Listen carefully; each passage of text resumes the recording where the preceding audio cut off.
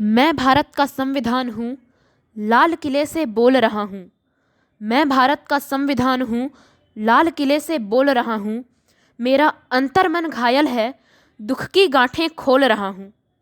आदरणीय निर्णायक मंडली, सम्मानित अतिथिगण, यशस्वी प्राचार्य फादर विंसेंट सेल्डाना, मातृशक्ति वाइस प्रिंसिपल सिस्टर जोशीना, पूज्य गुरुजनों, भैया बहनें एवं सहपाठियों, सर्वप्रथम मैं विद्यालय प्रशासन के प्रति हृदय से आभार व्यक्त करती हूँ, जिन्होंने राष्ट्रीय पर्व संविधान दिवस पर परिचर्चा आयोजित कर भारतीय संविधान के प्रति जागरूकता फैलाने और बाबा साहेब के जीवन चरित्र को महिमामंडित करने का सराहनीय प्रयास किया है।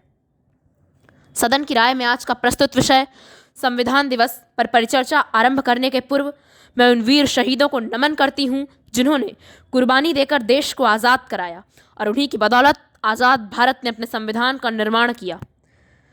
26 नवंबर एक ऐसे व्यक्तित्व का जन्मदिन है जिन्होंने भारत के संविधान निर्माण में सर्वाधिक महत्वपूर्ण योगदान दिया। वैसे तो संविधान निर्मात्री सभा में जवाहरलाल नेहरू, डॉक्टर सर्वपल्ली राधाकृष्णन और सरदार वल्लभ भाई पटेल शरीके कुल 199 लोग थे, पर डॉक्टर भीमराव अंबेडकर को ही भारतीय संविधान का जनक कहा गया। पूर्व के काल में इस शुभ दिन को राष्ट्रीय कानून दिवस के रूप में मनाने की परंपरा थी, परंतु डॉक्टर भीमराव अंबेडकर की 125वीं जयंती वर्ष पर 26 नवंबर 2015 को राष्ट्रीय पर्व का दर्जा देते हुए इसे संविधान दिवस घोषित कर दिया गया। इस देश के प्रत्येक नागरिक अपने देश के अंदर पूरी स्वतंत्रता और स्वाभिमान के साथ जीते हैं। भारत की संपूर्ण शासन व्यवस्था मताधिकार के रूप में आम लोगों के पास है, यानी कि भारत की जनता जब चाहे तो लगाम खींचकर सत्ता से बेदखल कर सकती है। दुनिया घूमने वाले लोगों का कहना है कि इतनी स्वतंत्रता विश्व के अन्य देशों में शायद नहीं है। हमारा प्रजातंत्र दुनिया का सबसे बड़ा लोकतंत्र है। यहाँ का प्रत्येक नागरिक अपने आप में एक सरकार है।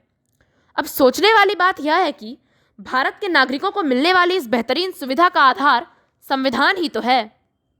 मैं ऋचाश्री इस मंच से अपने देश के संविधान, सत्ता, सरकार और प्रशासन से यह सवाल करती हूँ कि इतने अच्छे संविधान की व्यवस्था होते हुए भी किसी भी श्रद्धा को बेआबरू करके उसके अनेकों टुकड़े फ्रिज में क्यों भर दिए जाते हैं।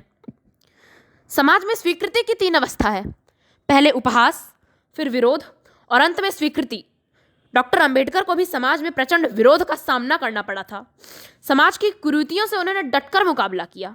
समाज के निचले तबके, उपेक्षित, वंचित और दलितों के लिए उन्होंने आजीवन काम किया। धर्म और जाति की संकीर्ण मानसिकता का विरोध करना ही उनका धर्म बन गया। आज के दिन हम जहां एक ओर भारत रत्न डॉक्टर अंबेडकर के जीवन चरित्रों से सीख लेते हैं, वहीं दूसरी ओर आम लोगों में संविधान के प्रति जागरूकता भी लाते हैं।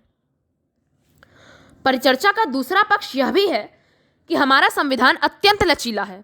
हम विश्व कल्याण और मानव धर्म की बात करते हैं। भारत की विदेश नीति बेवजह पहले हमला करने की नहीं है। हमारा संविधान तो इतना लचीला है कि एक निर्दोष के चक्कर में 100 दोषी छूट जाते हैं। हमारी न्याय प्रणाली इतनी धीमी है कि अपराधियों को मरणोपरांत सजा मिलती है। बाहुबली सत्ता पर काबिज हो जाते हैं।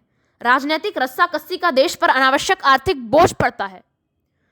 अंततः निष्कर्ष स्वरूप मैं यह कहना चाहती हूँ कि शांति और स्वाभिमान के साथ जीने के जिस उद्देश्य से हमने भारतीय गणराज्य की स्थापना की थी, लगता है आज उसे देशद्रोहियों और विदेशी षड्यंत्रकारियों की बुरी नजर लग गई है। कभी तो हमारे लोकतंत्र के मंदिर संसद भवन पर ही हमला कर दिया जाता है, तो कभी कर्तव्यों को भुलाकर केवल अधिकारों की गलत व्याख्या करते हुए संविधान का मजाक उड़ाया जाता है। अतः हमें संविधान के पन्नों को एक बार फिर से पलटने की जरूरत आन पड़ी है, क्योंकि संविधान की समीक्षा समय की मांग बन चुकी है। हम संविधान की खामोशी पर शर्मिंदा रह जाते हैं। हम संविधान की खामोशी पर शर्मिंदा रह जाते हैं।